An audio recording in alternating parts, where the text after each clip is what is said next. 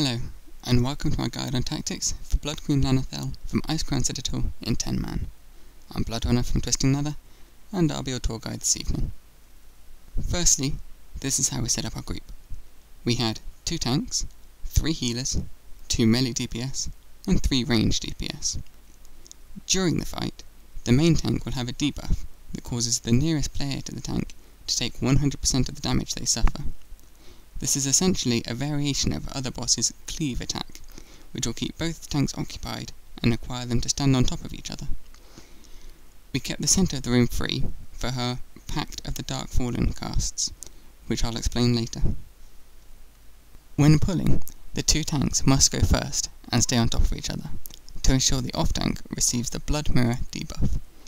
If anyone else is closer to the main tank than the off-tank, they would essentially be suffering melee strikes from the boss and will quickly die.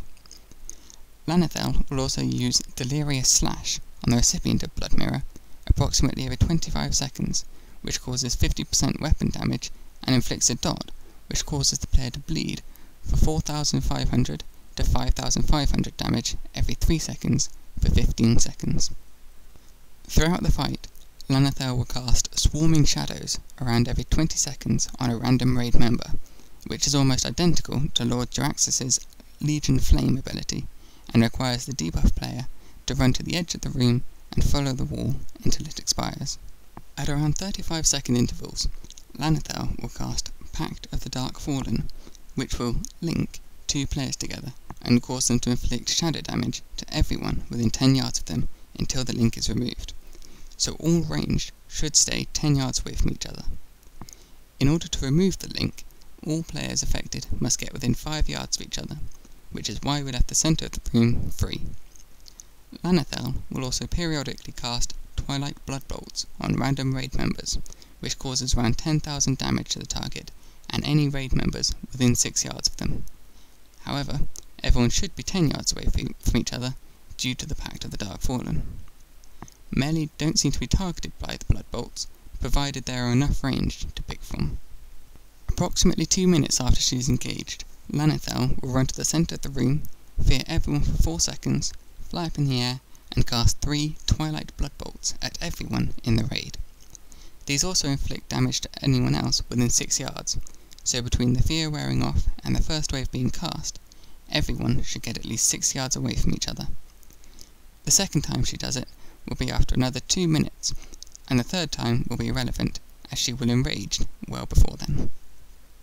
The last thing Lana'thel does is cast Vampiric Bite on the highest DPS 15 seconds after being engaged. This causes around 12,000 to 14,000 damage and gives the player a debuff called the Essence of the Blood Queen. This increases the player's damage by 100%, causes them to be healed for 15% of their damage done, and makes them cause no threat for 75 seconds. After this time, they'll become frenzied for 10 seconds, in which time they have only one available ability called Vampiric Bite, which they will have to use on another raid member, currently not affected, within those 10 seconds, else they will become mind-controlled by Lana'thel. The first player bitten should bite the second highest DPS in the raid. After another 75 seconds, those 2 should then bite the third and fourth highest DPS. After another 75 seconds, everyone except a healer and a tank, or 2 healers, should be bitten. Before the next 75 seconds is up, Lana'thel will have enraged and wiped the raid. Keeping your distance from other players and pre-planning is vital to this boss. If you have those sorted, you should be able to decrown her in no time.